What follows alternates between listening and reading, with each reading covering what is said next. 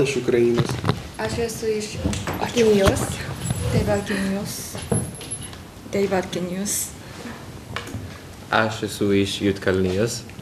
Aš esu iš Indonezijos. Aš esu iš Sakartvelo. Aš esu iš Kolumbijos un Lietuvos. Pradedančiųjų grupės studentai su dėstytoja aptarė egzamino rezultatus. Jie džiugina lietuvių kalbos vos mėnesį besimokiusius žmonės.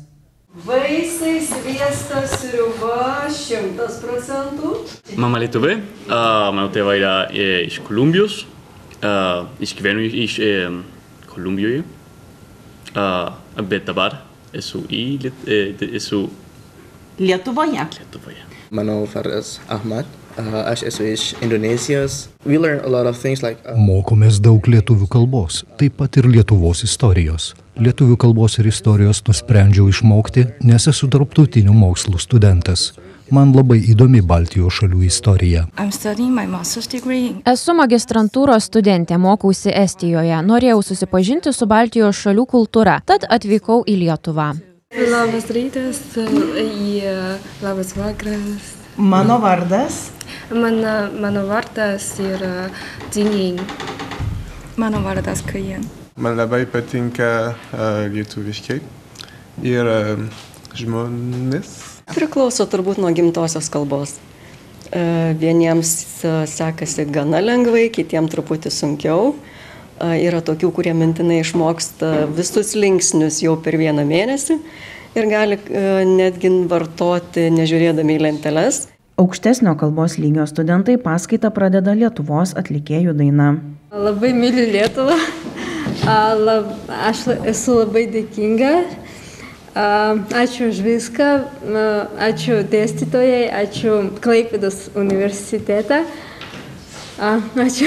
Iš kur esate? Aš esu iš Sakartvelo. Aš esu iš Bangladešo. Aš gyvenu dabar čia Klaipėdoje 2 metai. Mano vardas Mo. Aš esu iš Izraelio. Aš gyvenu Klaipėdoje. Aš studijuoju lietuvių kalbą. Mano vardas Karlos, pavardė Levinšteinas. Aš Litvak. Aš gyvenu Sopales, Brazilijoje. Pažengusiųjų auditorijoje studentai semestrą baigė lietuviškai skaitydami šventąjį raštą. Ir užmiegu. Kol atsibundu visą naktį, viešpatis mane suvalgo. Labai dėkinga. Labai ačiū. Ir esam gražiniai linksmažodžiai. Šie studentai lietuvių kalbos mokosi daugiau nei metus. Man įdomu mokytis kalbos. Sunki lietuvių kalba? Truputį sunkiai. Sunku, ja.